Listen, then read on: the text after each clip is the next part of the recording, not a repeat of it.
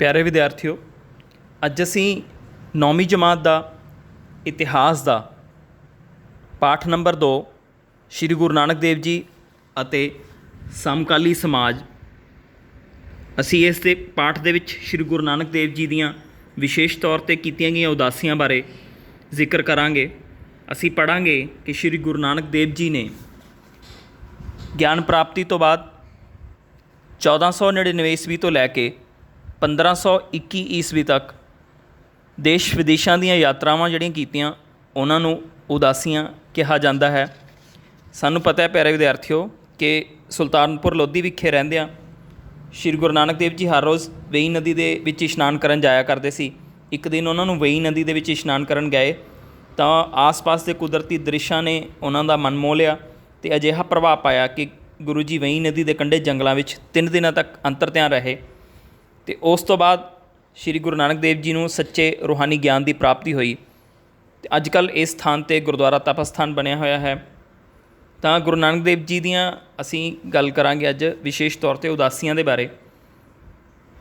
इत्थे असी देख रहे हैं कि गल करते हैं श्री गुरु नानक देव जी का जन्म 15 अप्रैल 1469 ईस्वी नूं रायभोज की तलवंडी विखे होया सी।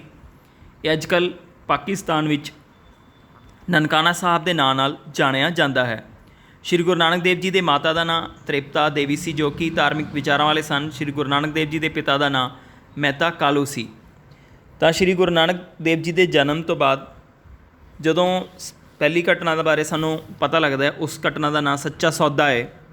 श्री गुरु नानक देव जी के पिता जी ने गुरु जी का ध्यान संसारक कामां वल लगाउण लई कुछ रकम दे के चूड़खाने नगर विच कोई वपार करन लई भेज दिता। गुरु जी मंडी वल जा रहे सन तां रस्ते विच उन्हां नूं कुछ जरूरतमंद फकीर अते साधु मिले जो कि बहुत भुखे सन।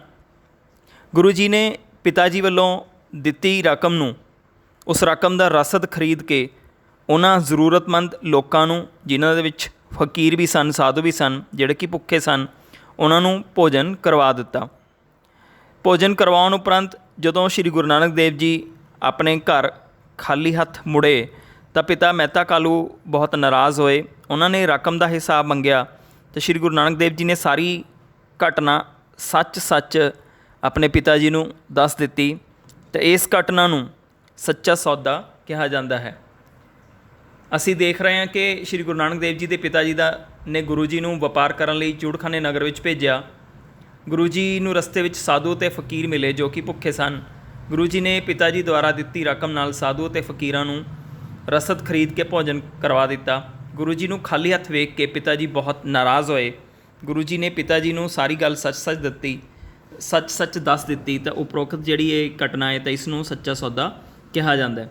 सच्चे सौदे बारे तुसीं एक होर तस्वीर देख सकते हो कि किद्दां श्री गुरु नानक देव जी ने उन्होंने उन्होंने पिता जी द्वारा दी गई जी रकम सी उसका रसद खरीद के भुखे साधुआं ते फकीरां नूं लंगर छका दिता अते खाली हथ घर परत आए।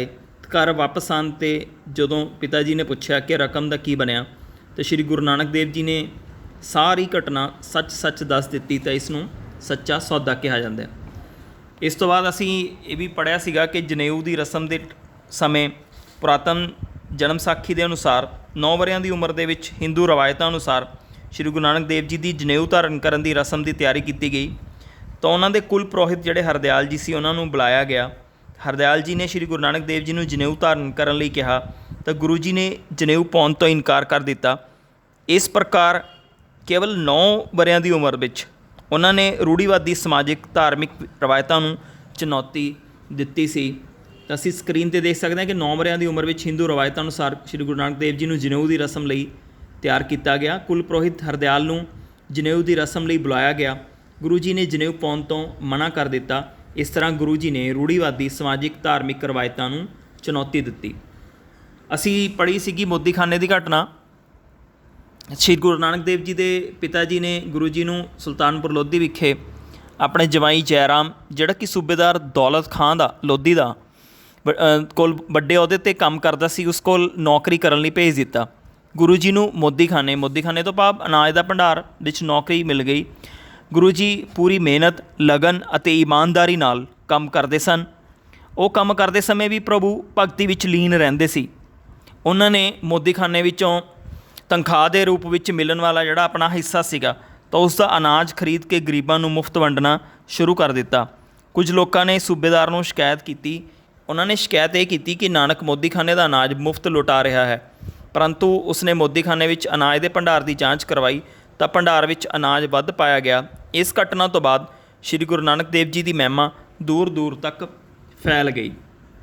ਤਾਂ ਮੋਦੀਖਾਨੇ ਦੀ ਘਟਨਾ ਤੋਂ ਬਾਅਦ ਵੀ ਲੋਕਾਂ ਨੂੰ ਪਤਾ ਚੱਲ ਗਿਆ ਕਿ ਸ਼੍ਰੀ ਗੁਰੂ ਨਾਨਕ ਦੇਵ ਜੀ ਗਰੀਬਾਂ ਪ੍ਰਤੀ ਬਹੁਤ ਅਹਿਮ ਉਹਨਾਂ ਦੇ ਲਈ ਅਹਿਸਾਸ ਰੱਖਦੇ ਨੇ। ਅਤੇ ਇਸ ਘਟਨਾ ਤੋਂ ਬਾਅਦ ਗੁਰੂ ਜੀ ਦੀ ਮਹਿਮਾ ਜਿਹੜੀ ਹੈਗੀ ਉਹ ਦੂਰ ਦੂਰ ਤੱਕ ਫੈਲ ਗਈ। ਇਸ ਤੋਂ ਬਾਅਦ ਅਸੀਂ ਪੜ੍ਹਿਆ ਸੀਗਾ ਕਿ ਸ਼੍ਰੀ ਗੁਰੂ ਨਾਨਕ ਦੇਵ ਜੀ ਨੂੰ ਗਿਆਨ ਪ੍ਰਾਪਤੀ ਹੋਈ ਅਤੇ ਗੁਰੂ ਨਾਨਕ ਦੇਵ ਜੀ ਨੇ 1499 ਈਸਵੀ ਵਿੱਚ ਗਿਆਨ ਪ੍ਰਾਪਤੀ ਕੀਤੀ। ਗੁਰੂ ਜੀ ਸੁਲਤਾਨਪੁਰ ਵਿਖੇ ਰਹਿੰਦਿਆਂ ਹਰ ਰੋਜ਼ ਵੇਈ ਨਦੀ ਵਿੱਚ ਇਸ਼ਨਾਨ ਕਰਨ ਜਾਂਦੇ ਸਨ। ਇੱਕ ਦਿਨ ਗੁਰੂ ਜੀ ਵੇਈ ਨਦੀ ਵਿੱਚ ਇਸ਼ਨਾਨ ਕਰ ਰਹੇ ਸੀ ਤਾਂ ਆਸ-ਪਾਸ ਦੇ ਕੁਦਰਤੀ ਦ੍ਰਿਸ਼ ਦੇਖ ਕੇ ਉਹਨਾਂ ਦੇ ਮਨ 'ਤੇ ਅਜਿਹਾ ਪ੍ਰਭਾਵ ਪਿਆ ਕਿ ਗੁਰੂ ਜੀ ਵੇਈ ਨਦੀ ਦੇ ਕੰਢੇ ਜੰਗਲਾਂ ਵਿੱਚ 3 ਦਿਨਾਂ ਤੱਕ ਅੰਤਰ-ਧਿਆਨ ਰਹੇ। ਇੱਥੇ ਹੀ ਸ਼੍ਰੀ ਗੁਰੂ ਨਾਨਕ ਦੇਵ ਜੀ ਨੂੰ ਸੱਚੇ ਰੂਹਾਨੀ ਗਿਆਨ ਦੀ ਪ੍ਰਾਪਤੀ ਹੋਈ। ਅੱਜ ਕੱਲ੍ਹ ਇਸ ਸਥਾਨ 'ਤੇ ਗੁਰਦੁਆਰਾ ਤਪ ਸਥਾਨ ਬਣਿਆ ਹੋਇਆ ਹੈ। ਤਾਂ ਗਿਆਨ ਪ੍ਰਾਪਤੀ ਤੋਂ ਬਾਅਦ ਜਦੋਂ ਸ਼੍ਰੀ ਗੁਰੂ ਨਾਨਕ ਦੇਵ ਜੀ ਨੂੰ ਗਿਆਨ ਪ੍ਰਾਪਤੀ ਹੋਈ ਤਾਂ ਗਿਆਨ ਪ੍ਰਾਪਤੀ ਤੋਂ ਬਾਅਦ ਸ਼੍ਰੀ ਗੁਰੂ ਨਾਨਕ ਦੇਵ ਜੀ ਨੇ ਦੁਨੀਆ ਵਿੱਚ ਫੈਲੇ ਹੋਏ ਸਮਾਜਿਕ ਅਤੇ ਧਰਮਾਂ ਵਿੱਚ ਫੈਲੀ ਅਗਿਆਨਤਾ, ਅੰਧ ਵਿਸ਼ਵਾਸਾਂ ਨੂੰ ਦੂਰ ਕਰਨ ਲਈ ਸੱਚੇ ਮਨ ਤੋਂ ਈਸ਼ਵਰ ਦੀ ਭਗਤੀ ਕਰਨ ਦੇ ਸਿਧਾਂਤਾਂ ਦਾ ਪ੍ਰਚਾਰ ਕਰਨ ਦੇ ਉਦੇਸ਼ ਦੇ ਨਾਲ 1499 ਤੋਂ ਲੈ ਕੇ 1521 ਈਸਵੀ ਤੱਕ 4 ਉਦਾਸੀਆਂ ਕੀਤੀਆਂ, ਦੇਸ਼ ਵਿਦੇਸ਼ ਦੀਆਂ ਯਾਤਰਾਵਾਂ ਕੀਤੀਆਂ। ਤਾਂ ਜਿਨ੍ਹਾਂ ਇਹਨਾਂ ਯਾਤਰਾਵਾਂ ਨੂੰ ਉਦਾਸੀਆਂ ਕਿਹਾ ਜਾਂਦਾ ਹੈ, ਤਾਂ ਅਸੀਂ ਇਸ ਪਾਠ ਦੇ ਵਿੱਚ ਵਿਸ਼ੇਸ਼ ਤੌਰ 'ਤੇ ਸ਼੍ਰੀ ਗੁਰੂ ਨਾਨਕ ਦੇਵ ਜੀ ਦੁਆਰਾ ਕੀਤੀਆਂ ਗਈਆਂ 4 ਉਦਾਸੀਆਂ ਦਾ ਜ਼ਿਕਰ ਕਰਾਂਗੇ, ਇਹਦਾ ਅਧਿਐਨ ਕਰਾਂਗੇ, ਅਸੀਂ ਇਹਨਾਂ ਬਾਰੇ ਪੜ੍ਹਾਂਗੇ। ਤਾਂ ਜਿਵੇਂ ਕਿ ਤੁਸੀਂ ਦੇਖ ਰਹੇ ਹੋ ਕਿ ਸ਼੍ਰੀ ਗੁਰੂ ਨਾਨਕ ਦੇਵ ਜੀ ਆਪਣੇ ਜੀਵਨ ਵਿੱਚ ਦੇਸ਼ ਵਿਦੇਸ਼ ਦੀਆਂ ਕਈ ਯਾਤਰਾਵਾਂ ਉਹਨਾਂ ਨੇ ਕੀਤੀਆਂ ਜਿਨ੍ਹਾਂ ਨੂੰ ਉਦਾਸੀਆਂ ਕਿਹਾ ਜਾਂਦਾ ਹੈ। ਪਹਿਲੀ ਉਦਾਸੀ ਦੌਰਾਨ ਸ਼੍ਰੀ ਗੁਰੂ ਨਾਨਕ ਦੇਵ ਜੀ ਵਿਸ਼ੇਸ਼ ਤੌਰ 'ਤੇ ਹਰਿਦੁਆਰ, ਸੈਯਦਪੁਰ, ਤਲੰਬਾ ਅਤੇ ਜਗਨਨਾਥਪੁਰੀ ਵਿਖੇ ਗਏ। ਦੂਜੀ ਉਦਾਸੀ ਦੌਰਾਨ ਗੁਰੂ ਜੀ ਰਾਜਸਥਾਨ, ਦੱਖਣੀ ਭਾਰਤ ਅਤੇ ਲੰਕਾ ਵਿਖੇ ਗਏ। ਤੀਜੀ ਉਦਾਸੀ ਦੌਰਾਨ ਗੁਰੂ ਜੀ ਕਸ਼ਮੀਰ, ਪਹਾੜੀ ਇਲਾਕੇ ਅਤੇ ਮੁਕਾਮ ਪੀਰ ਬੁੱਢਨ ਸ਼ਾਹ ਵਿਖੇ ਗਏ। ਚੌਥੀ ਉਦਾਸੀ ਦੌਰਾਨ ਗੁਰੂ ਜੀ ਮੱਕਾ, ਮਦੀਨਾ, ਕਾਬਲ, ਕੰਧਾਰ, ਹਿੰਗਲਾਜ ਅਤੇ ਮੁਲਤਾਨ ਵਿਖੇ ਗਏ। ਇਹਨਾਂ ਸਾਰੀਆਂ ਉਦਾਸੀਆਂ ਦੇ ਦੌਰਾਨ ਗੁਰੂ ਜੀ ਨੇ ਸਮਾਜ ਅਤੇ ਧਰਮਾਂ ਵਿੱਚ ਫੈਲੀ ਅਗਿਆਨਤਾ, ਅੰਧ ਵਿਸ਼ਵਾਸਾਂ ਨੂੰ ਦੂਰ ਕਰਨ ਲਈ ਪ੍ਰਚਾਰ ਕੀਤਾ। ਗੁਰੂ ਨਾਨਕ ਦੇਵ ਜੀ ਦੇ ਸੱਚੇ ਮਨ ਨਾਲ ਈਸ਼ਵਰ ਦੀ ਭਗਤੀ ਕਰਨ ਦੇ ਸਿਧਾਂਤ ਨੂੰ ਵੀ ਪੂਰਾ ਉਹਨਾਂ ਨੇ ਉਸ ਦਾ ਪ੍ਰਚਾਰ ਕੀਤਾ। ਤਾਂ ਅਸੀਂ ਹੁਣ ਸਭ ਤੋਂ ਪਹਿਲਾਂ ਅਧਿਐਨ ਕਰਾਂਗੇ 1499 ਈਸਵੀ ਤੋਂ ਲੈ ਕੇ 1510 ਈਸਵੀ ਤੱਕ ਦੀ ਪਹਿਲੀ ਉਦਾਸੀ ਦੀ। ਤਾਂ ਪਿਆਰੇ ਵਿਦਿਆਰਥੀਓ, ਪਹਿਲੀ ਉਦਾਸੀ ਦੌਰਾਨ ਸ਼੍ਰੀ ਗੁਰੂ ਨਾਨਕ ਦੇਵ ਜੀ ਆਪਣੀ ਪਹਿਲੀ ਉਦਾਸੀ ਯਾਤਰਾ 1499 ਈਸਵੀ ਵਿੱਚ ਉਹਨਾਂ ਨੇ ਆਰੰਭ ਕੀਤੀ। ਤਾਂ ਉਦਾਸੀ, ਜਿਵੇਂ ਕਿ ਮੈਂ ਪਹਿਲਾਂ ਵੀ ਦੱਸ ਚੁੱਕਿਆ ਕਿ ਉਦਾਸੀ ਤੋਂ ਭਾਵ ਹੈ ਦੇਸ਼ ਵਿਦੇਸ਼ ਦੀਆਂ ਯਾਤਰਾਵਾਂ। ਇਸ ਉਦਾਸੀ ਦੌਰਾਨ ਉਹ ਪੂਰਬੀ ਭਾਰਤ ਵੱਲ ਗਏ। ਭਾਈ ਮਰਦਾਨਾ ਜੀ ਵੀ ਉਹਨਾਂ ਦੇ ਨਾਲ ਸਨ। ਤਾਂ ਇਸ ਯਾਤਰਾ ਦੌਰਾਨ ਉਹ ਸ਼੍ਰੀ ਗੁਰੂ ਨਾਨਕ ਦੇਵ ਜੀ ਲਾਹੌਰ, ਸੈਯਦਪੁਰ, ਸਿਆਲਕੋਟ, ਤਾਲੁੰਬਾ, ਕੁਰੂਕਸ਼ੇਤਰ, ਪਾਣੀਪਤ, ਦਿੱਲੀ, ਹਰਿਦੁਆਰ, ਗੋਰਖਮਤਾ ਜਿਸ ਨੂੰ ਹੁਣ ਨਾਨਕ ਮਤਾ ਦੇ ਨਾਂ ਨਾਲ ਜਾਣਿਆ ਜਾਂਦਾ ਹੈ, ਬਨਾਰਸ, ਧੂਬਰੀ, ਗਿਆ, ਪਟਨਾ, ਕਟਕ, ਕਾਮਰੂਪ, ਸਿਲਹਟ, ਢਾਕਾ, ਜਗਨਨਾਥਪੁਰੀ ਤੋਂ ਮੱਧ ਭਾਰਤ ਦੇ ਰਸਤੇ ਚੰਦੇਰੀ, ਭੋਪਾਲ, ਗਵਾਲੀਅਰ, ਆਗਰਾ, ਮਥੁਰਾ ਹੁੰਦੇ ਹੋਏ 1510 ਈਸਵੀ ਵਿੱਚ ਗੁਰੂ ਜੀ ਮੁੜ ਆਪਣੇ ਪਿੰਡ ਤਲਵੰਡੀ ਪਹੁੰਚੇ। ਉਹਨਾਂ ਨੇ ਭਾਈ ਮਰਦਾਨਾ ਨੂੰ ਆਪਣੇ ਘਰ ਜਾਣ ਦੀ ਇਜਾਜ਼ਤ ਦੇ ਦਿੱਤੀ ਅਤੇ ਉਹ ਆਪ ਤਲਵੰਡੀ ਤੋਂ ਕੁਝ ਦੂਰ ਇਕਾਂਤ ਵਿੱਚ ਰਹਿਣ ਲੱਗੇ। ਤਾਂ ਪਹਿਲੀ ਉਦਾਸੀ ਦੇ ਦੌਰਾਨ ਕਈ ਦੀਆਂ ਜਿਹੜੀਆਂ ਪ੍ਰਮੁੱਖ ਘਟਨਾਵਾਂ ਹਨ, ਅਸੀਂ ਹੁਣ ਉਹਨਾਂ ਦਾ ਅਧਿਐਨ ਕਰਾਂਗੇ। ਤਾਂ ਪਹਿਲੀ ਉਦਾਸੀ ਦੇ ਦੌਰਾਨ ਸ਼੍ਰੀ ਗੁਰੂ ਨਾਨਕ ਦੇਵ ਜੀ, ਜਿਵੇਂ ਕਿ ਅਸੀਂ ਦੇਖਿਆ ਕਿ ਉਹ ਲਾਹੌਰ, ਸੈਯਦਪੁਰ, ਸਿਆਲਕੋਟ, ਤਾਲੁੰਬਾ, ਕੁਰੂਕਸ਼ੇਤਰ, ਪਾਣੀਪਤ, ਦਿੱਲੀ, ਹਰਿਦੁਆਰ, ਗੋਰਖਮਤਾ, ਬਨਾਰਸ, ਧੂਬਰੀ, ਗਿਆ, ਕਟਕ, ਕਾਮਰੂਪ, ਸਿਲਹਟ, ਢਾਕਾ, ਜਗਨਨਾਥਪੁਰੀ ਤੋਂ ਮੱਧ ਭਾਰਤ ਦੇ ਰਸਤੇ ਚੰਦੇਰੀ, ਭੋਪਾਲ, ਗਵਾਲੀਅਰ, ਆਗਰਾ, ਮਥੁਰਾ ਹੁੰਦੇ ਹੋਏ 1510 ਈਸਵੀ ਵਿੱਚ ਗੁਰੂ ਜੀ ਮੁੜ ਆਪਣੇ ਪਿੰਡ ਤਲਵੰਡੀ ਪਹੁੰਚੇ ਸੀ।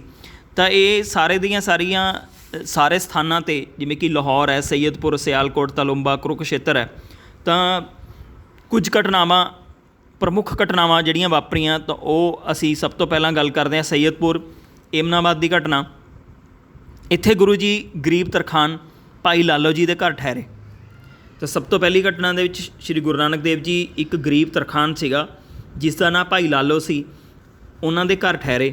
ਉੱਥੋਂ ਦੇ ਅਮੀਰ ਮਲਕ ਭਾਗੋ ਜਿਹੜੇ ਸੀ ਉਹਨਾਂ ਨੇ ਗੁਰੂ ਜੀ ਨੂੰ ਆਪਣੀ ਹਵੇਲੀ ਵਿੱਚ ਠਹਿਰਨ ਅਤੇ ਭੋਜਨ ਕਰਨ ਦਾ ਬੁਲਾਵਾ ਭੇਜਿਆ। ਤਾਂ ਅਮੀਰ ਆਪਣਾ ਹੱਕ ਰਖਾਉਂਦਾ ਸੀਗਾ, ਤਾਂ ਅਮੀਰ ਨੇ ਸ਼੍ਰੀ ਗੁਰੂ ਨਾਨਕ ਦੇਵ ਜੀ ਨੂੰ ਆਪਣੇ ਘਰ ਭੋਜਨ ਲਈ ਉਹਨਾਂ ਨੂੰ ਬੁਲਾਵਾ ਭੇਜਿਆ, ਪਰ ਸ਼੍ਰੀ ਗੁਰੂ ਨਾਨਕ ਦੇਵ ਜੀ ਨੇ ਇਨਕਾਰ ਕਰ ਦਿੱਤਾ ਕਿਉਂਕਿ ਮਲਕ ਭਾਗੋ ਨੇ ਗਰੀਬਾਂ ਦਾ ਖੂਨ ਚੂਸ ਚੂਸ ਕੇ ਦੌਲਤ ਕਮਾਈ ਸੀ। ਤਾਂ ਸ਼੍ਰੀ ਗੁਰੂ ਨਾਨਕ ਦੇਵ ਜੀ ਕਿਸੇ ਵੀ ਇਸ ਤਰ੍ਹਾਂ ਦੇ ਵਿਅਕਤੀ ਦੇ ਘਰ ਨਹੀਂ ਜਾਣਾ ਚਾਹੁੰਦੇ ਸਨ ਜਿਹੜਾ ਕਿ ਜ਼ਾਲਮ ਸੀ ਔਰ ਗਰੀਬਾਂ ਦਾ ਖੂਨ ਚੂਸ ਚੂਸ ਕੇ ਜਿਸ ਨੇ ਦੌਲਤ ਕਮਾਈ ਸੀ। ਜਦੋਂ ਕਿ ਇਸ ਦੇ ਉਲਟ ਜੇ ਦੇਖੀਏ ਤਾਂ ਭਾਈ ਲਾਲੋ ਦੀ ਕਮਾਈ ਮਿਹਨਤ ਅਤੇ ਇਮਾਨਦਾਰੀ ਦੀ ਕਮਾਈ ਸੀ। ਭਾਈ ਲਾਲੋ ਇੱਕ ਗਰੀਬ ਤਰਖਾਣ ਸੀ, ਤੋਂ ਮਿਹਨਤ ਮਜ਼ਦੂਰੀ ਕਰਕੇ ਆਪਣਾ ਤੇ ਆਪਣੇ ਬੱਚਿਆਂ ਦਾ ਪੇਟ ਪਾਲਦਾ ਸੀ। ਇਸ ਪ੍ਰਕਾਰ ਗੁਰੂ ਜੀ ਨੇ ਲੋਕਾਂ ਨੂੰ ਸੰਦੇਸ਼ ਦਿੱਤਾ ਕਿ ਸਾਨੂੰ ਹੱਕ ਅਤੇ ਮਿਹਨਤ ਦੀ ਕਿਰਤ ਕਰਨੀ ਚਾਹੀਦੀ ਹੈ। ਤਾਂ ਤੁਸੀਂ ਤਸਵੀਰ 'ਚ ਵੀ ਦੇ ਸਕਦੇ ਹੋ ਕਿ ਗੁਰੂ ਨਾਨਕ ਦੇਵ ਜੀ ਇੱਕ ਅਮੀਰ ਜਿਹੜਾ ਹੈਗਾ ਮਲਕ ਭਾਗੋ ਦੇ ਘਰ ਜਾਣ ਦੀ ਬਜਾਏ ਇੱਕ ਗਰੀਬ ਤਰਖਾਣ ਦੇ ਘਰ ਗਏ ਜਿਸ ਦੀ ਕਿ ਕਮਾਈ ਜਿਹੜੀ ਹੈਗੀ ਮਿਹਨਤ ਇਮਾਨਦਾਰੀ ਦੀ ਸੀਗੀ।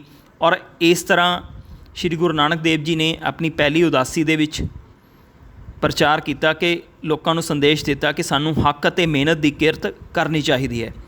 ਇਸ ਤੋਂ ਬਾਅਦ ਇੱਕ ਪ੍ਰਮੁੱਖ ਘਟਨਾ ਹਰਿਦੁਆਰ ਦੀ ਘਟਨਾ ਬਹੁਤ ਮਸ਼ਹੂਰ ਘਟਨਾ ਹੈ।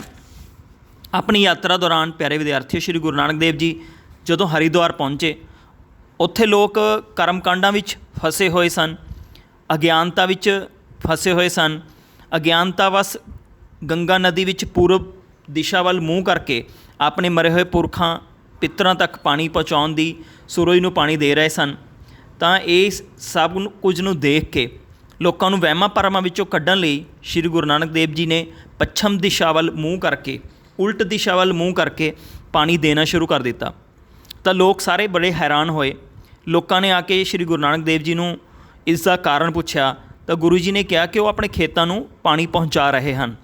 ਲੋਕਾਂ ਨੇ ਸਵਾਲ ਕੀਤਾ ਕਿ ਤੁਹਾਡੇ ਵੱਲੋਂ ਦਿੱਤਾ ਪਾਣੀ ਇੰਨੀ ਦੂਰ ਤੁਹਾਡੇ ਖੇਤਾਂ ਤੱਕ ਕਿਵੇਂ ਪਹੁੰਚ ਸਕਦਾ ਹੈ। ਤਾਂ ਇਸ ਦੇ ਉਲਟ ਸ਼੍ਰੀ ਗੁਰੂ ਨਾਨਕ ਦੇਵ ਜੀ ਨੇ ਉਹਨਾਂ ਨੂੰ ਉੱਤਰ ਦਿੱਤਾ ਕਿ ਜੇਕਰ ਤੁਹਾਡੇ ਵੱਲੋਂ ਦਿੱਤਾ ਪਾਣੀ ਦੂਜੀ ਦੁਨੀਆ ਵਿੱਚ ਤੁਹਾਡੇ ਪਿੱਤਰਾਂ ਕੋਲ ਪਹੁੰਚ ਸਕਦਾ ਹੈ ਤਾਂ ਮੇਰਾ ਪਾਣੀ ਕੁਝ ਕੁ ਸੌ ਮੀਲ ਦੂਰ ਮੇਰੇ ਖੇਤਾਂ ਤੱਕ ਕਿਉਂ ਨਹੀਂ ਪਹੁੰਚ ਸਕਦਾ। ਤਾਂ ਗੁਰੂ ਜੀ ਦੀ ਇਸ ਤਰਕ ਤੋਂ ਲੋਕ ਬਹੁਤ ਪ੍ਰਭਾਵਿਤ ਹੋਏ। ਤਾਂ ਹਰਿਦੁਆਰ ਦੀ ਘਟਨਾ ਤੋਂ ਸਾਨੂੰ ਪਤਾ ਲੱਗਦਾ ਹੈ ਕਿ ਗੁਰੂ ਜੀ ਨੇ ਕਰਮਕਾਂਡਾਂ ਅਤੇ ਅਗਿਆਨਤਾ ਵਿੱਚ ਫਸੇ ਹੋਏ ਲੋਕਾਂ ਨੂੰ ਬਾਹਰ ਕੱਢਣ ਲਈ ਤਾਂ ਉਲਟ ਦਿਸ਼ਾ ਵੱਲ ਪਾਣੀ ਜਿਹੜਾ ਹੈਗਾ ਉਹ ਦੇਣਾ ਸ਼ੁਰੂ ਕਰ ਦਿੱਤਾ। ਇਹ ਘਟਨਾ ਹਰਿਦੁਆਰ ਦੀ ਘਟਨਾ ਹੈ ਔਰ ਪਹਿਲੀ ਉਦਾਸੀ ਦੀ ਸੈਯਦਪੁਰ ਏਮਨਾਬਾਦ ਦੀ ਘਟਨਾ ਤੋਂ ਬਾਅਦ ਹਰਿਦੁਆਰ ਦੀ ਘਟਨਾ ਦੂਜੀ ਪ੍ਰਮੁੱਖ ਘਟਨਾ ਹੈ। ਇਸ ਤੋਂ ਬਾਅਦ ਜੇ ਅਸੀਂ ਹੋਰ ਗੱਲ ਕਰੀਏ ਤਲੁੰਬਾ ਦੀ, ਤਲੁੰਬਾ ਵਿਖੇ ਸੱਜਣ ਨਾਂ ਦਾ ਇੱਕ ਠੱਗ ਰਹਿੰਦਾ ਸੀ ਜਿਹੜਾ ਕਿ ਆਪਣੀ ਹਵੇਲੀ ਵਿੱਚ ਠਹਿਰਨ ਵਾਲੇ ਯਾਤਰੀਆਂ ਨੂੰ ਉਹਨਾਂ ਨੂੰ ਆਪਣੇ ਘਰ ਬੁਲਾਉਂਦਾ ਸੀ। ਉਹਨਾਂ ਨੇ ਮੁਸਲਮਾਨਾਂ ਲਈ ਇੱਕ ਮਸਜਿਦ ਬਣਾਈ ਹੋਈ ਸੀ ਅਤੇ ਹਿੰਦੂਆਂ ਲਈ ਇੱਕ ਮੰਦਿਰ ਵੀ ਬਣਾਇਆ ਹੋਇਆ ਸੀ। ਤਾਂ ਯਾਤਰੀ ਉਸ ਦੇ ਘਰ ਆਉਂਦੇ ਸੀ ਤਾਂ ਸੱਜਣ ਯਾਤਰੀਆਂ ਨੂੰ ਮੁਫਤ ਭੋਜਨ ਕਰਾਉਂਦਾ ਸੀ, ਰਾਤ ਨੂੰ ਉਹਨਾਂ ਦੇ ਠਹਿਰਨ ਦਾ ਪ੍ਰਬੰਧ ਕਰਦਾ ਸੀ, ਪਰੰਤੂ ਰਾਤ ਨੂੰ ਉਹਨਾਂ ਨੂੰ ਮਾਰ ਕੇ ਸੁੱਟ ਦਿੰਦਾ ਸੀ ਅਤੇ ਉਹਨਾਂ ਦਾ ਸਮਾਨ ਲੁੱਟ ਲੈਂਦਾ ਸੀ। ਗੁਰੂ ਜੀ ਨੇ ਸੱਜਣ ਨੂੰ ਆਪਣੇ ਉਪਦੇਸ਼ਾਂ ਰਾਹੀਂ ਉਸ ਦਾ ਮਨ ਬਦਲ ਦਿੱਤਾ ਅਤੇ ਉਹ ਜਿਹੜਾ ਸੱਜਣ ਜਿਹੜਾ ਕਿ ਇੱਕ ਜ਼ਾਲਮ ਸੀਗਾ ਉਹ ਸ਼੍ਰੀ ਗੁਰੂ ਨਾਨਕ ਦੇਵ ਜੀ ਦਾ ਸਿੱਖ ਬਣ ਗਿਆ, ਸ਼੍ਰੀ ਗੁਰੂ ਨਾਨਕ ਦੇਵ ਜੀ ਦੇ ਪੈਰਾਂ 'ਤੇ ਡਿੱਗ ਪਿਆ। ਉਸਨੇ ਲੁੱਟਮਾਰ ਦਾ ਕੰਮ ਛੱਡ ਕੇ ਧਰਮ ਪ੍ਰਚਾਰ ਸ਼ੁਰੂ ਕਰ ਦਿੱਤਾ ਅਤੇ ਆਪਣੀ ਹਵੇਲੀ ਨੂੰ ਧਰਮਸ਼ਾਲਾ ਵਿੱਚ ਬਦਲ ਦਿੱਤਾ। ਅਤੇ ਤਲੁੰਬਾ ਜਿਹੜਾ ਹੈਗਾ ਤਲੁੰਬਾ ਦੀ ਮਸ਼ਹੂਰ ਘਟਨਾ ਹੈ। ਇਸ ਤੋਂ ਬਾਅਦ ਪਹਿਲੀ ਉਦਾਸੀ ਦੌਰਾਨ ਇੱਕ ਹੋਰ ਮਸ਼ਹੂਰ ਘਟਨਾ ਜਗਨਪੁਰੀ ਦੀ ਘਟਨਾ ਹੈ। ਜਗਨਨਾਥਪੁਰੀ ਹਿੰਦੂਆਂ ਦਾ ਪ੍ਰਸਿੱਧ ਧਾਰਮਿਕ ਸਥਾਨ ਹੈ ਜਿੱਥੇ ਭਗਵਾਨ ਸ਼੍ਰੀ ਜਗਨਨਾਥ ਵਿਸ਼ਨੂੰ ਦਾ ਮੰਦਰ ਹੈ। ਇੱਥੇ ਗੁਰੂ ਜੀ ਨੇ ਪੁਜਾਰੀਆਂ ਨੂੰ ਵਿਸ਼ਨੂੰ ਭਗਵਾਨ ਦੀ ਮੂਰਤੀ ਦੀ ਪੂਜਾ ਅਤੇ ਆਰਤੀ ਕਰਦਿਆਂ ਦੇਖਿਆ ਤਾਂ ਉਹਨਾਂ ਨੇ ਲੋਕਾਂ ਨੂੰ ਉਪਦੇਸ਼ ਦਿੱਤਾ ਕਿ ਪਰਮਾਤਮਾ ਨਿਰੰਕਾਰ ਹੈ ਅਤੇ ਸੰਪੂਰਨ ਬ੍ਰਹਿਮੰਡ, ਆਕਾਸ਼, ਸੂਰਜ, ਚੰਨ, ਤਾਰੇ, ਹਵਾ, ਬਨਸਪਤੀ, ਫੁੱਲ ਆਦਿ ਰਲ ਕੇ ਹਰ ਵੇਲੇ ਉਸ ਦਾ ਹੀ ਨਿਰਾਕਾਰ ਪਰਮਾਤਮਾ ਦੀ ਅਲੌਕਿਕ ਆਰਤੀ ਕਰਦੇ ਰਹਿੰਦੇ ਹਨ। ਤਾਂ ਇਹ ਘਟਨਾ ਵੀ ਬੜੀ ਪ੍ਰਸਿੱਧ ਹੋਈ ਕਿ ਜਗਨਨਾਥਪੁਰੀ ਹਿੰਦੂਆਂ ਦੀ ਪ੍ਰਸਿੱਧ ਧਾਰਮਿਕ ਸਥਾਨ 'ਤੇ ਭਗਵਾਨ ਸ਼੍ਰੀ ਜਗਨਨਾਥ ਵਿਸ਼ਨੂੰ ਦਾ ਮੰਦਰ ਹੈ, ਤਾਂ ਮੰਦਰ 'ਤੇ ਪੁਜਾਰੀ ਜਦੋਂ ਭਗਵਾਨ ਦੀ ਮੂਰਤੀ ਦੇ ਅੱਗੇ ਪੂਜਾ ਅਤੇ ਆਰਤੀ ਉਤਾਰ ਰਹੇ ਸਨ ਤਾਂ ਗੁਰੂ ਜੀ ਨੇ ਲੋਕਾਂ ਨੂੰ ਉਪਦੇਸ਼ ਦਿੱਤਾ ਕਿ ਪਰਮਾਤਮਾ ਜਿਹੜਾ ਹੈਗਾ ਨਿਰੰਕਾਰ ਹੈ ਅਤੇ ਉਸੇ ਨਿਰੰਕਾਰ ਦੀ ਸਾਨੂੰ ਆਰਤੀ ਉਤਾਰਨੀ ਚਾਹੀਦੀ ਹੈ। ਤਾਂ ਅੱਗੇ ਇਸ ਤੋਂ ਬਾਅਦ ਅਸੀਂ ਵਿਸ਼ੇਸ਼ ਤੌਰ 'ਤੇ ਪੜ੍ਹਾਂਗੇ ਦੂਜੀ ਉਦਾਸੀ ਬਾਰੇ। ਤਾਂ ਦੂਸਰੀ ਉਦਾਸੀ ਜਿਹੜੀ ਹੈਗੀ, ਦੂਜੀ ਉਦਾਸੀ 1510 ਈਸਵੀ ਤੋਂ 1515 ਈਸਵੀ ਤੱਕ ਦਾ ਇਸ ਦਾ ਸਮਾਂ ਹੈ। ਤਾਂ ਕੁਝ ਸਮਾਂ ਤਲਵੰਡੀ ਵਿੱਚ ਰੁਕਣ ਤੋਂ ਬਾਅਦ ਸ਼੍ਰੀ ਗੁਰੂ ਨਾਨਕ ਦੇਵ ਜੀ 1510 ਈਸਵੀ ਵਿੱਚ ਦੱਖਣੀ ਭਾਰਤ ਦੀ ਯਾਤਰਾ ਉਹਨਾਂ ਨੇ ਸ਼ੁਰੂ ਕੀਤੀ।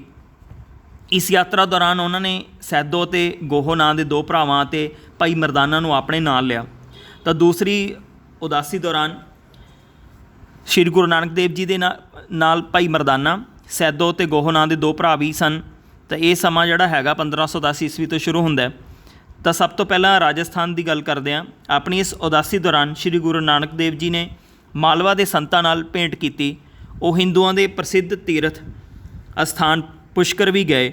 ਉਹਨਾਂ ਨੇ ਮਾਊਂਟ ਆਬੂ ਵਿਖੇ ਜੈਨ ਮੁਨੀਆਂ ਨਾਲ ਵੀ ਮੁਲਾਕਾਤ ਕੀਤੀ। ਤਾਂ ਅੱਗੇ ਦੱਖਣ ਭਾਰਤ ਦੇ ਵਿੱਚ ਰਾਜਸਥਾਨ ਤੋਂ ਬਾਅਦ ਸ਼੍ਰੀ ਗੁਰੂ ਨਾਨਕ ਦੇਵ ਜੀ ਦੱਖਣ ਭਾਰਤ ਵਿੱਚ ਉਜੈਨ, ਹੈਦਰਾਬਾਦ, ਨਾਂਦੇੜ, ਬਿਦਰ, ਗੋਲਕੁੰਡਾ, ਗੰਟੂਰ, ਮਦਰਾਸ, ਤ੍ਰਿਚਨਾਪੱਲੀ, ਨਾਗਾਪਟਮ, ਕਾਂਚੀਪੁਰਮ ਅਤੇ ਤੀਰਥ ਸਥਾਨ ਰਾਮੇਸ਼ਵਰਮ ਦੀ ਵੀ ਉਹਨਾਂ ਨੇ ਯਾਤਰਾ ਕੀਤੀ। ਤਾਂ ਇਸ ਤੋਂ ਬਾਅਦ ਦੱਖਣ ਭਾਰਤ ਤੋਂ ਬਾਅਦ ਸ਼੍ਰੀ ਗੁਰੂ ਨਾਨਕ ਦੇਵ ਜੀ ਲੰਕਾ ਗਏ। ਸ਼੍ਰੀ ਗੁਰੂ ਨਾਨਕ ਦੇਵ ਜੀ ਸਮੁੰਦਰੀ ਮਾਰਗ ਰਾਹੀਂ ਲੰਕਾ ਗਏ। ਕਹਿੰਦੇ ਹਨ ਕਿ ਲੰਕਾ ਦਾ ਰਾਜਾ ਸ਼ਿਵਨਾਭ ਅਤੇ ਹੋਰ ਬਹੁਤ ਸਾਰੇ ਲੋਕ ਗੁਰੂ ਜੀ ਦੀ ਬਾਣੀ ਤੋਂ ਪ੍ਰਭਾਵਿਤ ਹੋ ਕੇ ਉਹਨਾਂ ਦੇ ਸਿੱਖ ਬਣ ਗਏ ਸਨ। ਤਾਂ ਇਸ ਤੋਂ ਬਾਅਦ ਲੰਕਾ ਤੋਂ ਬਾਅਦ ਸ਼੍ਰੀ ਗੁਰੂ ਨਾਨਕ ਦੇਵ ਜੀ ਦੀ ਘਰ ਵਾਪਸੀ ਹੋਈ। ਸ਼੍ਰੀ ਗੁਰੂ ਨਾਨਕ ਦੇਵ ਜੀ ਲੰਕਾ ਤੋਂ ਵਾਪਸ ਰਾਮੇਸ਼ਵਰਮ, ਤ੍ਰਿਵੇਂਦਰਮ, ਕੋਟਿਅਮ, ਸ਼੍ਰੀ ਗੰਗਾਪਟਨਮ, ਸੋਮਨਾਥ, ਦੁਆਰਕਾ, ਕੱਛ, ਮੰਡਵੀ, ਬਹਾਵਲਪੁਰ, ਮੁਲਤਾਨ ਹੁੰਦੇ ਹੋਏ 1515 ਈਸਵੀ ਨੂੰ ਆਪਣੇ ਪਿੰਡ ਤਲਵੰਡੀ ਪਹੁੰਚੇ ਅਤੇ ਫਿਰ ਸੁਲਤਾਨਪੁਰ ਚਲੇ ਗਏ। ਤਾਂ ਅਸੀਂ ਦੇਖਦੇ ਹਾਂ ਕਿ ਸ਼੍ਰੀ ਗੁਰੂ ਨਾਨਕ ਦੇਵ ਜੀ ਨੇ ਦੂਜੀ ਉਦਾਸੀ ਦੇ ਦੌਰਾਨ, ਆਪਣੀ ਉਦਾਸੀ ਦੇ ਦੌਰਾਨ ਗੁਰੂ ਜੀ ਨੇ ਮਾਲਵਾ ਦੇ ਸੰਤਾਂ ਨਾਲ ਭੇਟਾਂ ਕੀਤੀ ਅਤੇ ਉਹਨਾਂ ਨੇ ਹਿੰਦੂਆਂ ਦੇ ਪ੍ਰਸਿੱਧ ਤੀਰਥ ਸਥਾਨ ਪੁਸ਼ਕਰ ਵੀ ਗਏ ਸਨ। ਉਹਨਾਂ ਨੇ ਮਾਊਂਟ ਆਬੂ ਵਿਖੇ ਜੈਨ ਮੁਨੀਆਂ ਨਾਲ ਵੀ ਮੁਲਾਕਾਤ ਕੀਤੀ ਸੀ। ਉਸ ਤੋਂ ਬਾਅਦ ਰਾਜਸਥਾਨ ਤੋਂ ਬਾਅਦ ਸ਼੍ਰੀ ਗੁਰੂ ਨਾਨਕ ਦੇਵ ਜੀ ਦੱਖਣ ਭਾਰਤ ਵਿੱਚ ਉਜੈਨ, ਹੈਦਰਾਬਾਦ, ਨਾਂਦੇੜ, ਬਿਦਰ, ਗੋਲਕੁੰਡਾ, ਗੰਟੂਰ, ਮਦਰਾਸ, ਤ੍ਰਿਚਨਾਪੱਲੀ, ਨਾਗਾਪਟਮ, ਕਾਂਚੀਪੁਰਮ ਅਤੇ ਤੀਰਥ ਸਥਾਨ ਰਾਮੇਸ਼ਵਰਮ ਦੀ ਵੀ ਉਹਨਾਂ ਨੇ ਯਾਤਰਾ ਕੀਤੀ। ਤਾਂ ਰਾਜਸਥਾਨ ਤੋਂ ਬਾਅਦ ਦੱਖਣੀ ਭਾਰਤ ਤੋਂ ਬਾਅਦ ਲੰਕਾ। ਸ਼੍ਰੀ ਗੁਰੂ ਨਾਨਕ ਦੇਵ ਜੀ ਸਮੁੰਦਰ ਮਾਰਗ ਰਾਹੀਂ ਲੰਕਾ ਗਏ। ਕਹਿੰਦੇ ਹਨ ਕਿ ਲੰਕਾ ਦਾ ਰਾਜਾ ਸ਼ਿਵਨਾਭ ਅਤੇ ਹੋਰ ਬਹੁਤ ਸਾਰੇ ਲੋਕ ਗੁਰੂ ਜੀ ਦੇ ਬਾਣੀ ਤੋਂ ਉਹਨਾਂ ਬਹੁਤ ਪ੍ਰਭਾਵਿਤ ਹੋਏ ਅਤੇ ਉਹ ਗੁਰੂ ਜੀ ਦੇ ਸਿੱਖ ਬਣ ਗਏ। ਤਾਂ ਸ਼੍ਰੀ ਗੁਰੂ ਨਾਨਕ ਦੇਵ ਜੀ ਲੰਕਾ ਤੋਂ ਵਾਪਸ ਰਾਮੇਸ਼ਵਰਮ, ਤ੍ਰਿਵੇਂਦਰਮ, ਕੋਟਿਅਮ, ਸ਼੍ਰੀ ਗੰਗਾਪਟਨਮ, ਸੋਮਨਾਥ, ਦੁਆਰਕਾ, ਕੱਛ, ਮੰਡਵੀ, ਬਹਾਵਲਪੁਰ, ਮੁਲਤਾਨ ਹੁੰਦੇ ਹੋਏ 1515 ਈਸਵੀ ਨੂੰ ਆਪਣੇ ਪਿੰਡ ਤਲਵੰਡੀ ਪਹੁੰਚੇ ਅਤੇ ਫਿਰ ਸੁਲਤਾਨਪੁਰ ਚਲੇ ਗਏ। ਇਸ ਤੋਂ ਬਾਅਦ ਅਸੀਂ ਗੱਲ ਕਰਾਂਗੇ ਤੀਜੀ ਉਦਾਸੀ ਦੀ। ਤਾਂ ਤੀਜੀ ਉਦਾਸੀ ਦਾ ਜਿਹੜਾ ਸਮਾਂ ਹੈ 1515 ਈਸਵੀ ਤੋਂ 1517 ਈਸਵੀ ਦਾ। ਕੁਝ ਸਮਾਂ ਸੁਲਤਾਨਪੁਰ ਲੋਧੀ ਆਪਣੇ ਪਰਿਵਾਰ ਨਾਲ ਰਹਿਣ ਤੋਂ ਬਾਅਦ ਸ਼੍ਰੀ ਗੁਰੂ ਨਾਨਕ ਦੇਵ ਜੀ ਭਾਈ ਮਰਦਾਨਾ, ਹੱਸੂ ਲੋਹਾਰ ਅਤੇ ਸੀਹਾਂ ਛੀਂਬੇ ਨੂੰ ਲੈ ਕੇ ਉੱਤਰੀ ਭਾਰਤ ਵੱਲ ਉਹਨਾਂ ਨੇ ਤੀਜੀ ਯਾਤਰਾ ਸ਼ੁਰੂ ਕਰ ਦਿੱਤੀ। ਤਾਂ ਕੁਝ ਸਮਾਂ ਸੁਲਤਾਨਪੁਰ ਲੋਧੀ ਵਿੱਚ ਆਪਣੇ ਪਰਿਵਾਰ ਨਾਲ ਰਹਿਣ ਤੋਂ ਬਾਅਦ ਗੁਰੂ ਜੀ ਨੇ ਭਾਈ ਮਰਦਾਨਾ, ਹੱਸੂ ਲੋਹਾਰ ਅਤੇ ਸੀਹਾਂ ਛੀਂਬੇ ਨਾਲ ਲੈ ਕੇ ਉੱਤਰੀ ਭਾਰਤ ਵੱਲ ਤੀਜੀ ਯਾਤਰਾ ਸ਼ੁਰੂ ਕੀਤੀ। ਇਸ ਤੀਜੀ ਯਾਤਰਾ ਜਿਹੜੀ ਹੈਗੀ ਇਸ ਨੂੰ ਤੀਜੀ ਉਦਾਸੀ ਵੀ ਕਿਹਾ ਜਾਂਦਾ ਹੈ। ਅਤੇ ਤੀਜੀ ਉਦਾਸੀ ਸਮੇਂ ਗੁਰੂ ਜੀ ਜਿਹੜਾ ਸਥਾਨਾਂ 'ਤੇ ਗਏ ਉਹ ਸਥਾਨ ਹਨ ਮੁਕਾਮ ਪੀਰ ਬੁੱਢਨ ਸ਼ਾਹ, ਤਿੱਬਤ ਅਤੇ ਨੇਪਾਲ, ਗੋਰਖਮਤਾ ਜਿਸ ਨੂੰ ਨਾਨਕਮਤਾ ਕਿਹਾ ਜਾਂਦਾ ਹੈ, ਅਤੇ ਟਿੱਲਾ ਬਾਲ ਖੁਦਾਈ। ਇਸ ਤੋਂ ਬਾਅਦ ਗੁਰੂ ਨਾਨਕ ਦੇਵ ਜੀ ਪਹਾੜੀ ਇਲਾਕੇ ਬਿਲਾਸਪੁਰ ਮੰਡੀ, ਸੁਕੇਤ, ਸ਼ਿਵਨਾਥ, ਜਵਾਲਾ ਜੀ, ਕਾਂਗੜਾ, ਬੈਜਨਾਥ, ਕੁੱਲੂ ਅਤੇ ਤਿੱਬਤ ਗਏ। ਇਸ ਤੋਂ ਬਾਅਦ ਸ਼੍ਰੀ ਗੁਰੂ ਨਾਨਕ ਦੇਵ ਜੀ ਕਸ਼ਮੀਰ, ਕੈਲਾਸ਼ ਪਰਬਤ, ਲੱਦਾਖ, ਕਾਰਗਿਲ, ਅਮਰਨਾਥ, ਪਹਿਲਗਾਮ ਅਤੇ ਹੋਰ ਸ਼੍ਰੀਨਗਰ ਬਾਰਾਮੂਲਾ ਵੀ ਗਏ। ਤਾਂ ਇਹਨਾਂ ਤੀਜੀ ਉਦਾਸੀ ਦੇ ਦੌਰਾਨ ਸ਼੍ਰੀ ਗੁਰੂ ਨਾਨਕ ਦੇਵ ਜੀ ਦੇ ਨਾਲ ਭਾਈ ਮਰਦਾਨਾ ਤਾਂ ਹੈਗੇ ਹੀ ਸੀ, ਨਾਲ ਹੱਸੂ ਲੋਹਾਰ ਅਤੇ ਸੀਹਾਂ ਛੀਂਬੇ ਨੂੰ ਵੀ ਨਾਲ ਸ਼੍ਰੀ ਗੁਰੂ ਨਾਨਕ ਦੇਵ ਜੀ ਲੈ ਕੇ ਗਏ। ਤਾਂ ਅਸੀਂ ਜੇ ਗੱਲ ਕਰੀਏ ਚੌਥੀ ਉਦਾਸੀ ਦੀ, ਤਾਂ ਚੌਥੀ ਉਦਾਸੀ ਦਾ ਸਮਾਂ 1517 ਈਸਵੀ ਤੋਂ 1521 ਈਸਵੀ ਹੈ। ਸ਼੍ਰੀ ਗੁਰੂ ਨਾਨਕ ਦੇਵ ਜੀ ਨੇ 1517 ਈਸਵੀ ਤੋਂ 1521 ਈਸਵੀ ਤੱਕ ਭਾਈ ਮਰਦਾਨੇ ਨੂੰ ਲੈ ਕੇ ਆਪਣੀ ਚੌਥੀ ਉਦਾਸੀ ਦੌਰਾਨ ਪੱਛਮੀ ਏਸ਼ੀਆਈ ਦੇਸ਼ਾਂ ਦੀ ਯਾਤਰਾ ਕੀਤੀ। ਇਸ ਯਾਤਰਾ ਦੌਰਾਨ ਉਹਨਾਂ ਨੇ ਮੁਸਲਮਾਨ ਹਾਜੀਆਂ ਵਾਲਾ ਨੀਲਾ ਪਹਿਰਾਵਾ ਧਾਰਨ ਕੀਤਾ। ਇਸ ਯਾਤਰਾ ਦੌਰਾਨ ਉਹ ਮੁਲਤਾਨ, ਉੱਚ, ਹਿੰਗਲੌਜ, ਮੱਕਾ, ਮਦੀਨਾ, ਬਗਦਾਦ, ਕੰਧਾਰ, ਕਾਬੁਲ, ਜਲਾਲਾਬਾਦ, ਸੁਲਤਾਨਪੁਰ, ਪਿਸ਼ਾਵਰ ਅਤੇ ਸੈਯਦਪੁਰ ਦੀ ਉਹਨਾਂ ਨੇ ਯਾਤਰਾ ਕੀਤੀ। ਤਾਂ ਇਹਨਾਂ ਯਾਤਰਾਵਾਂ ਦੌਰਾਨ, ਇਹਨਾਂ ਉਦਾਸੀਆਂ ਦੇ ਦੌਰਾਨ ਸ਼੍ਰੀ ਗੁਰੂ ਨਾਨਕ ਦੇਵ ਜੀ ਨੇ ਲੋਕਾਂ ਨੂੰ ਸਮਝਾਇਆ ਕਿ ਗੁਰੂ ਜੀ ਨੇ ਮੁਸਲਮਾਨਾਂ ਦੇ ਤੀਰਥ ਸਥਾਨ ਮੱਕਾ ਗਏ ਤਾਂ ਉੱਥੇ ਬਾਅਦ ਵਿੱਚ ਕਾਬਾ ਵੱਲ ਪੈਰ ਕਰਕੇ ਉਹ ਸੋ ਗਏ। ਉੱਥੋਂ ਦੇ ਕਾਜ਼ੀ ਰੁਕਨਦੀਨ ਨੇ ਗੁਰੂ ਜੀ ਨੂੰ ਕਾਫਰ ਕਹਿੰਦਿਆਂ ਇਸ 'ਤੇ ਇਤਰਾਜ਼ ਕੀਤਾ। ਤਾਂ ਗੁਰੂ ਜੀ ਨੇ ਉਹਨਾਂ ਨੂੰ ਨਿਮਰਤਾ ਨਾਲ ਕਿਹਾ ਕਿ ਉਹ ਉਸ ਦੇ ਪੈਰ ਉਸ ਪਾਸੇ ਵੱਲ ਕਰ ਦੇਵੇ ਜਿਸ ਪਾਸੇ ਅੱਲਾ ਨਹੀਂ ਹੈ। ਇਹ ਸੁਣ ਕੇ ਕਾਜ਼ੀ ਸੋਚਾਂ ਵਿੱਚ ਪੈ ਗਿਆ ਅਤੇ ਉਸ ਨੂੰ ਆਪਣੀ ਗਲਤੀ ਦਾ ਅਹਿਸਾਸ ਹੋਇਆ। ਇਸ ਪ੍ਰਕਾਰ ਗੁਰੂ ਜੀ ਨੇ ਲੋਕਾਂ ਨੂੰ ਈਸ਼ਵਰ ਅੱਲਾ ਦੇ ਸਰਵ ਵਿਆਪੀ ਹੋਣ ਦਾ ਸੁਨੇਹਾ ਦਿੱਤਾ। ਜਦੋਂ ਹਾਜੀਆਂ ਨੇ ਗੁਰੂ ਜੀ ਤੋਂ ਪੁੱਛਿਆ ਕਿ ਹਿੰਦੂ ਧਰਮ ਚੰਗਾ ਹੈ ਜਾਂ ਮੁਸਲਮਾਨ ਧਰਮ ਚੰਗਾ ਹੈ, ਤਾਂ ਉੱਤਰ ਵਿੱਚ ਗੁਰੂ ਜੀ ਨੇ ਕਿਹਾ ਕਿ ਸ਼ੁਭ ਕਰਮਾਂ ਤੋਂ ਬਿਨਾਂ ਕਿਸੇ ਵੀ ਧਰਮ ਦਾ ਵਿਅਕਤੀ ਪਰਮਾਤਮਾ ਦੇ ਦਰਬਾਰ ਵਿੱਚ ਸੁੱਖ ਪ੍ਰਾਪਤ ਨਹੀਂ ਕਰ ਸਕਦਾ। ਇਸੇ ਤਰ੍ਹਾਂ ਮੱਕਾ ਮਦੀਨਾ ਦੀ ਯਾਤਰਾ ਤੋਂ ਵਾਪਸ ਆਉਂਦੇ ਹੋਏ ਸ਼੍ਰੀ ਗੁਰੂ ਨਾਨਕ ਦੇਵ ਜੀ ਹਸਨ ਅਬਦਾਲ ਪਹੁੰਚੇ। ਉੱਥੇ ਇੱਕ ਉੱਚੀ ਪਹਾੜੀ 'ਤੇ ਇੱਕ ਹੰਕਾਰੀ ਮੁਸਲਮਾਨ ਫਕੀਰ ਵਲੀ ਕੰਧਾਰੀ ਰਹਿੰਦਾ ਸੀ। ਉਸਨੇ ਪਹਾੜੀ ਤੋਂ ਹੇਠਾਂ ਨਗਰ ਵੱਲ ਵਗਣ ਵਾਲੇ ਪਾਣੀ ਨੂੰ ਰੋਕਿਆ ਹੋਇਆ ਸੀ। ਲੋਕਾਂ ਦੇ ਮਿੰਨਤ ਕਰਨ ਦੇ ਬਾਵਜੂਦ ਵੀ ਵਲੀ ਕੰਧਾਰੀ ਨੇ ਪਾਣੀ ਨਹੀਂ ਸੀ ਖੋਲ੍ਹਿਆ। ਤਾਂ ਵਲੀ ਕੰਧਾਰੀ ਜਿਹੜਾ ਹੈਗਾ, ਹਾਲਾਂਕਿ ਆਪਣੇ ਆਪ ਨੂੰ ਫਕੀਰ ਕਹਾਉਂਦਾ ਸੀ, ਪਰ ਉਸਨੇ ਫਿਰ ਵੀ ਲੋਕਾਂ ਦਾ ਪਾਣੀ ਬੰਦ ਕੀਤਾ ਹੋਇਆ ਸੀ। ਉਸਨੇ ਭਾਈ ਮਰਦਾਨੇ ਜੀ ਨੂੰ ਵੀ ਪਾਣੀ ਦੇਣ ਤੋਂ ਇਨਕਾਰ ਕਰ ਦਿੱਤਾ। ਜਦੋਂ ਗੁਰੂ ਨਾਨਕ ਦੇਵ ਜੀ ਨੂੰ ਪਤਾ ਲੱਗਿਆ ਤਾਂ ਉਹਨਾਂ ਨੇ ਪਹਾੜੀ ਦੇ ਹੇਠੋਂ ਹੀ ਪੱਥਰ ਹਟਾ ਕੇ ਪਾਣੀ ਕੱਢ ਦਿੱਤਾ। ਗੁੱਸੇ ਵਿੱਚ ਆ ਕੇ ਵਲੀ ਕੰਧਾਰੀ ਨੇ ਪਹਾੜ ਉੱਪਰੋਂ ਇੱਕ ਵੱਡੀ ਚੱਟਾਨ ਰੋੜ ਕੇ ਗੁਰੂ ਜੀ ਨੂੰ ਮਾਰਨਾ ਚਾਹਿਆ, ਪਰੰਤੂ ਗੁਰੂ ਜੀ ਨੇ ਉਸ ਚੱਟਾਨ ਨੂੰ ਆਪਣੇ ਪੰਜੇ ਨਾਲ ਰੋਕ ਲਿਆ। ਇਸ ਪ੍ਰਕਾਰ ਵਲੀ ਕੰਧਾਰੀ ਦਾ ਹੰਕਾਰ ਟੁੱਟ ਗਿਆ ਅਤੇ ਉਹ ਗੁਰੂ ਜੀ ਦੇ ਚਰਨਾਂ ਵਿੱਚ ਡਿੱਗ ਪਿਆ ਅਤੇ ਉਹਨਾਂ ਦਾ ਸ਼ਰਧਾਲੂ ਬਣ ਗਿਆ। ਅੱਜ ਕੱਲ੍ਹ ਉੱਥੇ ਗੁਰਦੁਆਰਾ ਸ਼੍ਰੀ ਪੰਜਾ ਸਾਹਿਬ, ਇਹ ਸਥਾਨ ਪਾਕਿਸਤਾਨ 'ਚ ਹੈ ਅਤੇ ਸਥਿਤ ਹੈ। ਤਾਂ ਅਸੀਂ ਦੇਖਦੇ ਹਾਂ ਕਿ ਆਪਣੀਆਂ ਉਦਾਸੀਆਂ ਦੌਰਾਨ ਸ਼੍ਰੀ ਗੁਰੂ ਨਾਨਕ ਦੇਵ ਜੀ ਨੇ ਈਸ਼ਵਰ ਅੱਲਾ ਪਰਮਾਤਮਾ ਦੇ ਇੱਕ ਹੋਣ ਦਾ ਜ਼ਿਕਰ ਕੀਤਾ ਹੈ। ਭਾਵੇਂ ਉਹ ਮੱਕਾ ਮਦੀਨਾ ਗਏ, ਭਾਵੇਂ ਵਲੀ ਕੰਧਾਰੀ ਦੀ ਗੱਲ ਹੋਵੇ, ਭਾਵੇਂ ਮੱਕੇ ਦੀ ਗੱਲ ਹੋਵੇ ਕਿ ਗੁਰੂ ਜੀ ਕਾਬੇ ਵੱਲ ਨੂੰ ਜਦੋਂ ਪੈਰ ਕਰਕੇ ਸੋਏ ਸੀ, ਤਾਂ ਅਸੀਂ ਉਦਾਸੀ ਦੇ ਵਿੱਚ ਦੇਖਦੇ ਹਾਂ ਕਿ ਸ਼੍ਰੀ ਗੁਰੂ ਨਾਨਕ ਦੇਵ ਜੀ ਨੇ ਇੱਕ ਨਿਰੰਕਾਰ ਪਰਮਾਤਮਾ ਦਾ ਜ਼ਿਕਰ ਕੀਤਾ ਹੈ। ਅਸੀਂ ਜੇ ਗੱਲ ਕਰੀਏ ਤਾਂ ਉਦਾਸੀਆਂ ਦੇ ਦੌਰਾਨ ਉਸ ਸਮੇਂ ਦੇ ਪੰਜਾਬ ਦੀ, ਤਾਂ ਉਸ ਪੰਜਾਬ ਦੇ ਵਿੱਚ ਲੋਧੀ ਸੁਲਤਾਨਾਂ ਨੇ ਪੰਜਾਬ ਸ਼ਾਸਨ ਨੂੰ ਠੀਕ ਢੰਗ ਨਾਲ ਚਲਾਉਣ ਲਈ ਪੰਜਾਬ ਨੂੰ ਤਾਤਾਰ ਖਾਂ ਲੋਧੀ ਜਿਹੜਾ ਹੈਗਾ, ਦੌਲਤ ਖਾਂ ਲੋਧੀ, ਉਹਨਾਂ ਨੇ ਸੂਬੇਦਾਰ ਨਿਯੁਕਤ ਕੀਤੇ ਹੋਏ ਸੀ। ਪੰਜਾਬ ਦੇ ਵਿੱਚ ਸੂਬੇਦਾਰ ਦੌਲਤ ਖਾਂ ਲੋਧੀ ਦਿੱਲੀ ਦੇ ਸ਼ਾਸਕ ਸਿਕੰਦਰ ਲੋਧੀ ਦੇ ਪ੍ਰਤੀ ਪੂਰਾ ਵਫਾਦਾਰ ਰਿਹਾ, ਪਰੰਤੂ ਜਦੋਂ ਲੋਧੀ ਵੰਸ਼ ਦੇ ਆਖਰੀ ਸੁਲਤਾਨ ਇਬਰਾਹਿਮ ਲੋਧੀ ਨੇ ਸ਼ਾਸਨ ਦੀ ਵਾਗਡੋਰ ਸੰਭਾਲੀ ਤਾਂ ਦੌਲਤ ਖਾਂ ਲੋਧੀ ਦੀ ਵਫਾਦਾਰੀ ਬਗਾਵਤ ਵਿੱਚ ਤਬਦੀਲ ਹੋਣੀ ਸ਼ੁਰੂ ਹੋ ਗਈ ਸੀ, ਕਿਉਂਕਿ ਉਹ ਆਪ ਪੰਜਾਬ 'ਤੇ ਆਪਣਾ ਸੁਤੰਤਰ ਸ਼ਾਸਨ ਸਥਾਪਿਤ ਕਰਨਾ ਚਾਹੁੰਦਾ ਸੀ। ਇਸ ਉਦੇਸ਼ ਨੂੰ ਪੂਰਾ ਕਰਨ ਲਈ ਉਸਨੇ ਬਾਬਰ ਨੂੰ ਪੰਜਾਬ 'ਤੇ ਹਮਲਾ ਕਰਨ ਲਈ ਵੀ ਉਕਸਾਇਆ ਸੀਗਾ। ਤਾਂ ਸ਼੍ਰੀ ਗੁਰੂ ਨਾਨਕ ਦੇਵ ਜੀ ਦੇ ਸਮੇਂ ਪੰਜਾਬ ਦੀ ਜੇ ਅਸੀਂ ਗੱਲ ਕਰੀਏ ਤਾਂ ਉਦੋਂ ਦਾ ਪੰਜਾਬ ਜਿਹੜਾ ਹੈਗਾ, ਪੰਜਾਬ ਜੀਵਨ ਕਾਲ ਵਿੱਚ ਬਾਬਰ ਵੱਲੋਂ ਇਬਰਾਹਿਮ ਲੋਧੀ ਨੂੰ ਹਰਾ ਕੇ ਭਾਰਤ ਵਿੱਚ ਮੁਗਲ ਜਾਂ ਤੁਰਕ ਰਾਜ ਦੀ ਸਥਾਪਨਾ ਕੀਤੀ ਹੋਈ ਸੀ। ਇਹ ਵੱਡੀ ਰਾਜਨੀਤਿਕ ਘਟਨਾ ਸੀਗੀ। ਸ਼੍ਰੀ ਗੁਰੂ ਨਾਨਕ ਦੇਵ ਜੀ ਦੇ ਸਮੇਂ ਪੰਜਾਬ ਦਿੱਲੀ ਸਲਤਨਤ ਦਾ ਇੱਕ ਹਿੱਸਾ ਸੀ। ਗੁਰੂ ਨਾਨਕ ਦੇਵ ਜੀ ਦੇ ਸਮੇਂ ਦਿੱਲੀ ਸਲਤਨਤ ਦੇ 3 ਲੋਧੀ ਸੁਲਤਾਨਾਂ ਨੇ ਰਾਜ ਕੀਤਾ ਸੀਗਾ, ਜਿਹੜੇ ਕਿ ਬਹਿਲੂਲ ਲੋਧੀ, ਸਿਕੰਦਰ ਲੋਧੀ ਅਤੇ ਇਬਰਾਹਿਮ ਲੋਧੀ ਸਨ। ਬਾਬਰ ਨੇ ਪੰਜਾਬ 'ਤੇ 5 ਵਾਰ ਹਮਲਾ ਕੀਤਾ ਸੀ। ਬਾਬਰ ਨੇ ਦੌਲਤ ਖਾਂ ਲੋਧੀ ਨੂੰ ਹਰਾ ਕੇ ਪੰਜਾਬ ਵਿੱਚ ਕਬਜ਼ਾ ਕਰ ਲਿਆ ਸੀ। ਬਾਬਰ ਨੇ 1526 ਈਸਵੀ ਵਿੱਚ ਪਾਣੀਪਤ ਦੇ ਮੈਦਾਨ ਵਿੱਚ ਇਬਰਾਹਿਮ ਲੋਧੀ ਨੂੰ ਹਰਾ ਕੇ ਦਿੱਲੀ 'ਤੇ ਕਬਜ਼ਾ ਕਰ ਲਿਆ ਸੀ, ਜਿਸ ਨੂੰ ਪਾਣੀਪਤ ਦੀ ਪਹਿਲੀ ਲੜਾਈ ਕਿਹਾ ਜਾਂਦਾ ਹੈ। ਤਾਂ ਬਾਬਰ ਨੇ ਇਸ ਤਰ੍ਹਾਂ ਭਾਰਤ ਵਿੱਚ ਮੁਗਲ ਜਾਂ ਤੁਰਕ ਰਾਜ ਦੀ ਸਥਾਪਨਾ ਕੀਤੀ। ਤਾਂ ਆਪਣੀਆਂ ਉਦਾਸੀਆਂ ਦੇ ਦੌਰਾਨ ਸ਼੍ਰੀ ਗੁਰੂ ਨਾਨਕ ਦੇਵ ਜੀ ਨੇ ਜ਼ੁਲਮ ਦੇ ਵਿਰੁੱਧ ਆਵਾਜ਼ ਉਠਾਈ। ਜਿੱਥੇ ਕਿਤੇ ਵੀ ਹੋਇਆ ਤਾਂ ਉਹਨਾਂ ਨੇ ਪ੍ਰੈਕਟੀਕਲੀ ਜ਼ੁਲਮ ਜਿਹੜਾ ਹੈਗਾ ਉਹ ਰੋਕਣ ਦੀ ਕੋਸ਼ਿਸ਼ ਕੀਤੀ। ਇਸ ਤੋਂ ਬਾਅਦ ਗੁਰੂ ਨਾਨਕ ਦੇਵ ਜੀ ਦੇ ਕਾਲ ਦੌਰਾਨ ਰਾਜਨੀਤਿਕ ਅਵਸਥਾ ਦੀ ਜੇ ਅਸੀਂ ਗੱਲ ਕਰੀਏ ਤਾਂ ਗੁਰੂ ਨਾਨਕ ਦੇਵ ਜੀ ਦੇ ਜੀਵਨ ਕਾਲ ਦੌਰਾਨ ਮੁਗਲ ਸ਼ਰੀਅਤ ਦੇ ਅਨੁਸਾਰ ਸ਼ਾਸਨ ਪ੍ਰਬੰਧ ਚਲਾਉਂਦੇ ਸਨ। ਸ਼ਰੀਅਤ ਤੋਂ ਭਾਵ ਪਵਿੱਤਰ ਕੁਰਾਨ ਅਨੁਸਾਰ ਜੀਵਨ ਬਤੀਤ ਕਰਨਾ। ਕਈ ਨਗਰਾਂ ਵਿੱਚ ਅਦਾਲਤਾਂ ਸਥਾਪਿਤ ਕੀਤੀਆਂ ਹੋਈਆਂ ਸੀ, ਜਿੱਥੇ ਕਾਜ਼ੀ ਸ਼ਰੀਅਤ ਅਨੁਸਾਰ ਨਿਆਂ ਕਰਦੇ ਸੀ। ਗੈਰ ਮੁਸਲਮਾਨਾਂ ਦੇ ਨਾਲ ਭੇਦਭਾਵ ਕੀਤਾ ਜਾਂਦਾ ਸੀ। ਜਜ਼ੀਆ ਜਿਹੜਾ ਕਿ ਗੈਰ ਮੁਸਲਮਾਨ ਤੋਂ ਇੱਕ ਟੈਕਸ ਲਿਆ ਜਾਂਦਾ ਸੀਗਾ। ਸ਼ਾਸਕ ਸ਼ੇਰ ਵਾਂਗ ਪ੍ਰਜਾ ਦਾ ਸ਼ਿਕਾਰ ਕਰਦੇ ਸਨ। ਰਿਸ਼ਵਤਖੋਰੀ ਆਮ ਸੀਗੀ। ਪਰਮਾਤਮਾ ਦੇ ਨਾਂ 'ਤੇ ਦਿਨ ਰਾਤ ਸ਼ੋਸ਼ਣ ਕੀਤਾ ਜਾਂਦਾ ਸੀਗਾ। ਤਾਂ ਗੁਰੂ ਨਾਨਕ ਦੇਵ ਜੀ ਨੇ ਪਰਮਾਤਮਾ ਦੀ ਕਿਹਾ ਕਿ ਪਰਮਾਤਮਾ ਦੀ ਸੇਵਾ ਹੀ ਸੱਚੀ ਸੇਵਾ ਹੈ। ਗੁਰੂ ਜੀ ਅਨੁਸਾਰ ਪਰਮਾਤਮਾ ਸਰਵ ਸ਼ਕਤੀਮਾਨ ਹੈ। ਪਰਮਾਤਮਾ ਇੱਕ ਪਲ 'ਚ ਹੀ ਰਾਜੇ ਨੂੰ ਰੰਕ ਅਤੇ ਰੰਕ ਨੂੰ ਰਾਜਾ ਬਣਾ ਸਕਦਾ ਹੈ। ਤਾਂ ਸ਼੍ਰੀ ਗੁਰੂ ਨਾਨਕ ਦੇਵ ਜੀ ਦੇ ਜੀਵਨ ਕਾਲ ਦੌਰਾਨ ਸਮਾਜਿਕ ਅਤੇ ਧਾਰਮਿਕ ਅਵਸਥਾ ਅਸੀਂ ਦੇਖਿਆ ਕਿ 16ਵੀਂ ਸਦੀ ਵਿੱਚ ਸਮੁੱਚਾ ਜਿਹੜਾ ਵਰਗ ਸੀਗਾ ਮਨੁੱਖ ਸਮਾਜ ਸੀਗਾ ਦੋ ਵਰਗਾਂ ਵਿੱਚ ਵੰਡਿਆ ਹੋਇਆ ਸੀ, ਹਿੰਦੂ ਅਤੇ ਮੁਸਲਮਾਨ। ਮੁਸਲਮਾਨਾਂ ਦੇ ਵਿੱਚ ਤਿੰਨ ਵਰਗ ਅੱਗੇ ਹੋਰ ਸੀਗੇ, ਉੱਚ ਵਰਗ, ਮੱਧ ਵਰਗ ਅਤੇ ਨਿਮਨ ਵਰਗ।